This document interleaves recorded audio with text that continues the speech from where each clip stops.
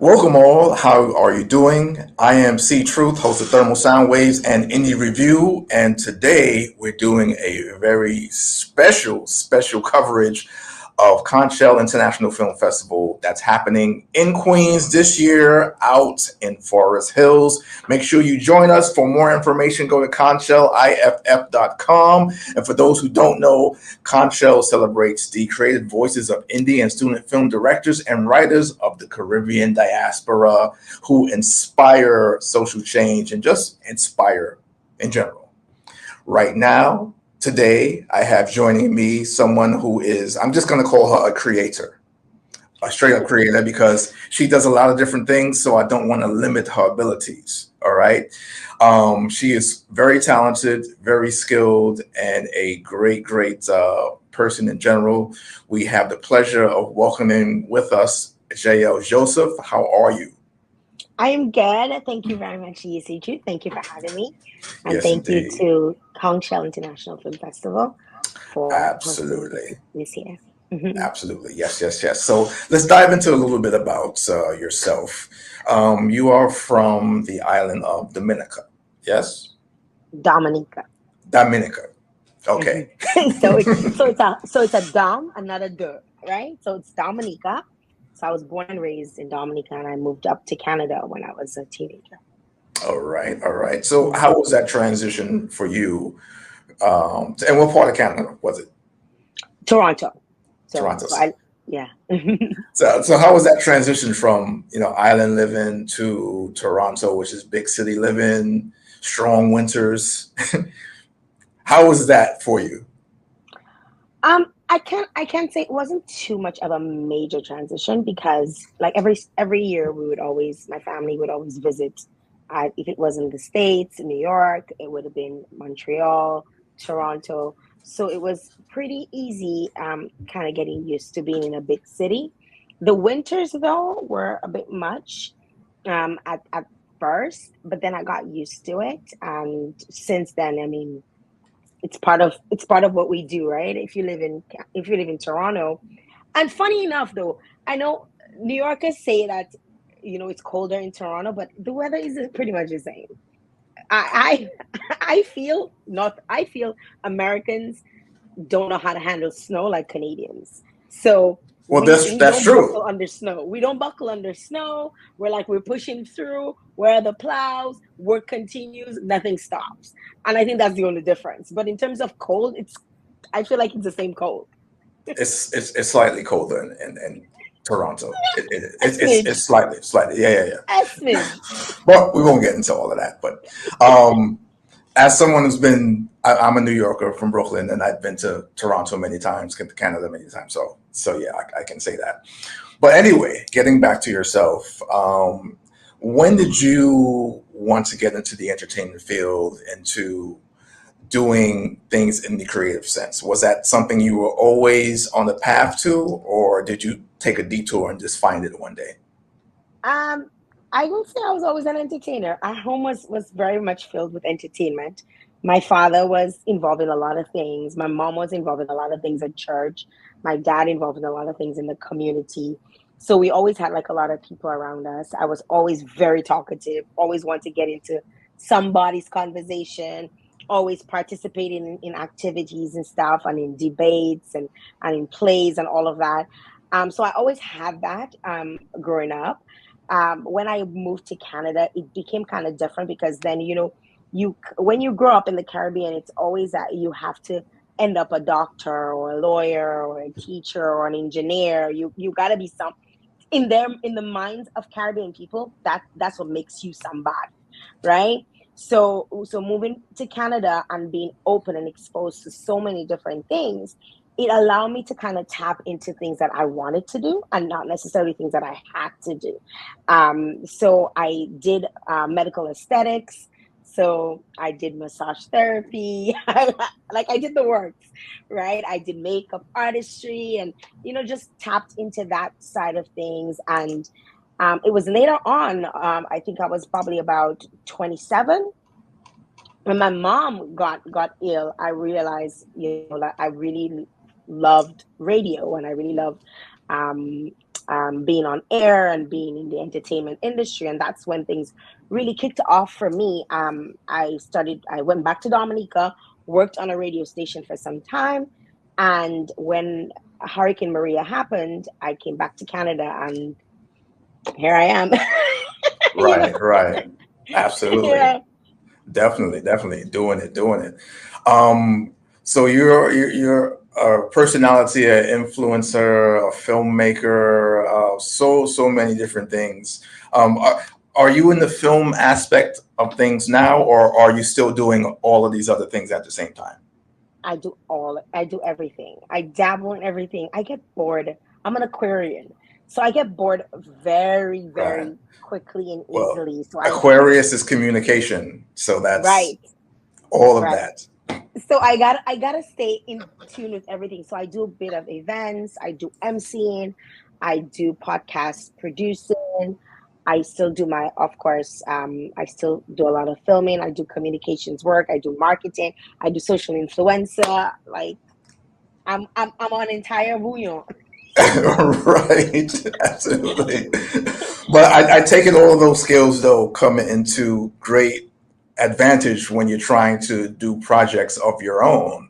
And of course, you're not doing every single thing on a project yourself, but you have, certain people that, you can delegate to and have those things done at some point, right? But being that you know how to do those things, you can better manage and know what needs to be done and what has to be done, correct? Yes. That is exactly it. That is exactly it. I have a wonderful team. And I've had over the last couple of years, I've had a few people, really offer their services. There's been bata arrangements. There's been all of this, to get to where I needed to get to, and just even going back to school and doing my master's, and that's how the film actually came about. It was part of my master's research project, and just wanting to constantly elevate Caribbean people, always wanting to elevate myself, as a Black woman, and looking for avenues that would really like correlate with that. And I feel like I have a wonderful team. I have a really good support system, not just my team, but my family as well, and some really good friends in my corner. So I say all of that kind of makes it work. Absolutely. If you're just tuning in, if you're just seeing this or hearing this right about now, we are with Jael Joseph, extreme talent here with us. We're talking about the CONCH International Film Festival, of course. Make sure you join us for that. CONCHLIFF.com is where you go for more information. And your particular contribution is Territory. That's the big film for you. That's the award-winning film. You've already won awards for that film. Tell us about what Territory is about, which I think is a great concept. Thank you very much. And again, thank you to Conchel for having it on at the festival. So Conchel, I battled a little bit with trying to figure out what I wanted to do for my major research project when I started my master's program, and it had to be an issue around Black issues, or indigenous issues. It could either be one of the two. And going back and forth with my supervisor, I was like, you know what? I explored, the Black side of things, the Black concepts a lot in my everyday writing and what I do in terms of producing. So I wanted to tap into the indigenous aspect of it. And it was in the height of COVID. And I was like, I wanna go back to Dominica and film uh, the indigenous people. First of all, getting to Dominica was a trip because everything was shut down. So I started doing the research. I started engaging, like connecting with them. The wonderful thing about this project was that because of the influence I garnered being on a radio, I was a familiar person to them already. So it was very easy connecting with people. It was very easy talking to the chief. It was very easy, just getting people to say, okay, this is something that I'd be interested in. And that was one of the things too. I had to also explore the fact that I had that level of influence. I did not want it to come across as if you have to do it because it's me. I wanted it to be something, a project that would really um, do well for the Kalinago people, and from a humanitarian perspective, as well as help in terms of bring awareness to them, whether it's for economic advancement or whatever. So I started discussing with a few of them, and I did like probably over 25 interviews while everything was shut down. Everybody was on Zoom, and connecting with folks and speaking to them and kind of getting an understanding. And at one point, I wanted to, so my major research project would entail a research paper as well as an actual project. It could have been a film, it could have been a book, it could have been a podcast. And being that I dabbled so much in podcasting, I was like, you know what, I want to go into film. Everybody's like, it's gonna be expensive venture because film's expensive. I'm like, I want to do it because I've done all of the other stuff. So let me try something new. So I reached out to a wonderful team in Dominica, and I said, hey, I'm thinking about doing a film. I don't know where I'm gonna go with it as yet. But I want to know if you guys would be willing to like collaborate with me and work with me and stuff. And they were like, of course, Jael, by all means, like, say less. Let's see, how do we start? How do we get this started? And Naja, who was also a writer, as well as the lead camera woman behind it, again making sure we had a woman behind that. We both put our heads together, and we started thinking about all the different themes that were coming out of the interviews that we were having, and what people were saying. And I decided, that there were, along with my supervisor, I decided that it was very interesting, the fact that these indigenous people, were had all of these land issues, and then there was this looming thing of their language being completely lost, right?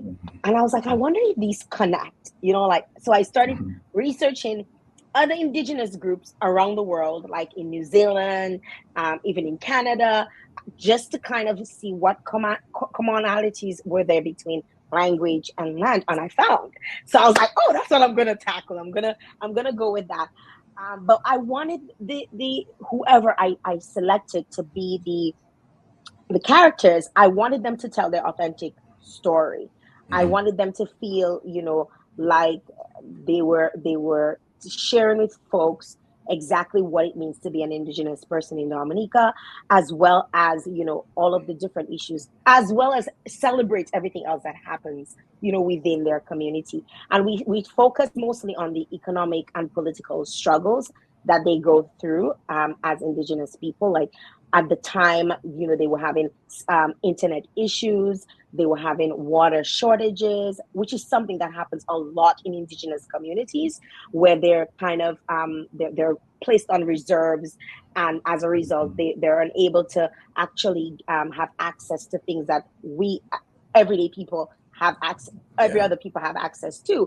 And I found this kind of crazy because I'm like, these are the first these are the first settlers of the land. I call them original people. That's what I call them. They're the Original people. Right? And it kind of like it threw me off. And I spent at some point I eventually got to go to Dominica after everything opened up with masks and everything. And I went into the community, and I mean, I started, spending a lot of time with them, making like regular trips. Where I lived and where the territory is, which is called Kalinago territory. It's like 45 minutes to an hour away. So I would commute, and the roads were horrible, right? So just getting there was a task, right? And starting, to just really have conversations with them even before we started filming. And then I finally decided on Annette, Natasha, and Samosa. And it just, I mean, it's so, I feel so happy about this film because just yesterday, Annette was there was an inaugural ceremony for Annette, who became the very first Kalinago woman chief, right? Wow. So that is like historic for Territory, the film, as well as something that's very historic for Dominica. And I don't want to say I'm part of it, but I feel part of it. I feel very connected to the community.